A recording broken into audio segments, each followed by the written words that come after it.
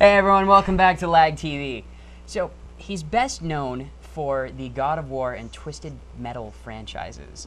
But David Jaffe is no stranger to controversy, nor is he afraid to let his opinions known.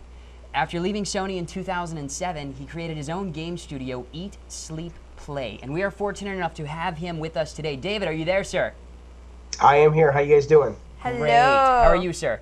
I'm good.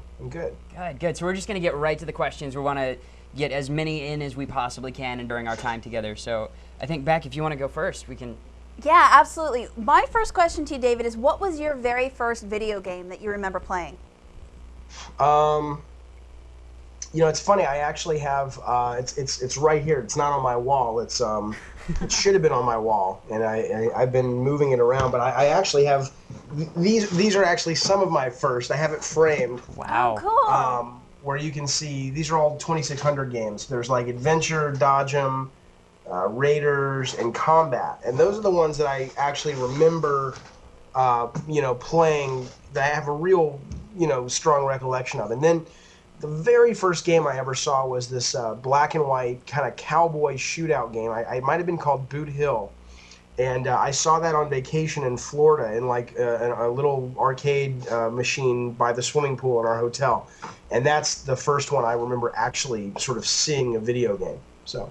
Very cool. Great. I thought I was the only crazy person who put my video games in a frame on a wall. Nope, so. there's two of you. Yay! Those are.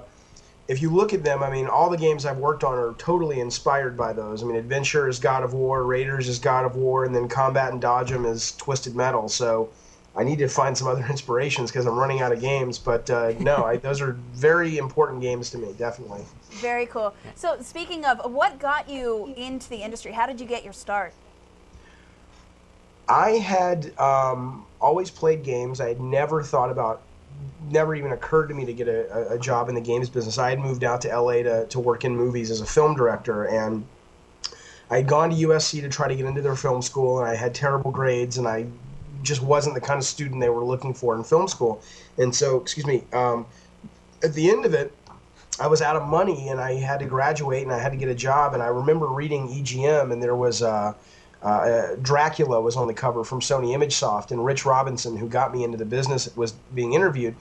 And when I was looking for a job, I'm like, he was mentioning something in that article about video game testers. And I'm like, well, maybe I'll do that while I'm waiting for one of these TV shows that I had sold off to Universal or New Line TV at the time to kind of take off. And so I got in as a tester back when there was only 3 of us. I mean, it wasn't like now where testing departments are hundreds of people. There were literally 3 of us testing. We were testing terrible, awful games for the SNES and NES, like Cliffhanger and Last Action Hero, and I was a horrible tester. I spent like 3 days to get through Hook, which was based on the movie, and all of the other guys got through it in like 2 hours, so I thought I was going to be fired. But anyway, I applied all the kind of filmic knowledge and love of film to video games and pitching video games, and at the time, nobody was really doing that, and so I think that really kind of gave me a leg up, and I just sort of started from there doing our first game with Disney with Mickey Mania and just kept going from there.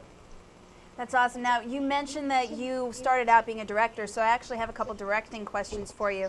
The first one being, so many video game movies have come out and mostly have failed. Why do you think that is? Why do you think that the video game genre is so hard to make a movie about or of? Well, honestly, I think a lot of it probably has to do with the fact that most video games are really the AAA video games are kind of straight to video movies. You know, Metal Gear is one of my favorite series of all times. But if you really just strip the gameplay and the graphics out of Metal Gear and you just look at it as a story, it's a really ham-fisted kind of cheesy story. I mean, it works great for Metal Gear. It makes Metal Gear a AAA game. But, a lot of what ends up happening is that we're so influenced by Hollywood in our industry that we end up making games that are so influenced by movies that when you really kind of acquire the rights to a video game and you say, okay, what's the meat on the bones of this thing to turn into a film? There really isn't a lot, because all we've really done is kind of make a game. Our gameplay is very fresh and innovative. But, I mean, look at Gears of War 2, one of my favorite games of the year. I mean, it's such a ripoff of Aliens, and those kinds of films, those kind of Michael Bay films, that it's not funny from a thematic standpoint. And so I think that's a big part of it, is that films tell stories and video games so far, we make games, we make gameplay. That's what we're really good at. And while some games do have good stories, and I'm sure there will be some great video game movies from time to time, so far that's not what our industry has excelled at. So I think it's not very realistic to assume that we're also going to be able to, turn video games into great movies, because we don't have the stories to begin with.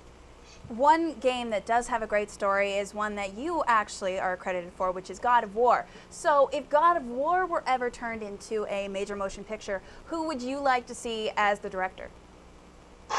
Well, it's funny. Everybody always says Zack Snyder. I don't know if they'll say it. I loved Watchmen, but everybody after this weekend is probably like, no, not Zack Snyder. But up until Watchmen came out, which again I thought was great, everybody said him. I actually don't think so, because he's already made a movie kind of like that. So for me, I don't know. I guess the ultimate director for God of War would probably be a guy named Paul Verhoeven. Yes. He's done really some ultra violent and sexy movies. He did Starship Troopers, he did RoboCop.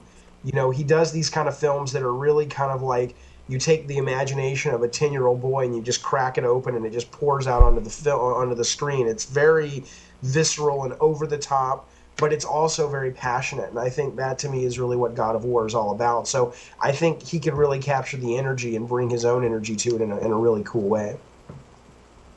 And speaking of God of War, just real quickly for those of you at home who have been living under a rock or a bus or some very large object, we're going to roll a quick trailer of the original God of War just to wet your palate a little bit. So check that out right now.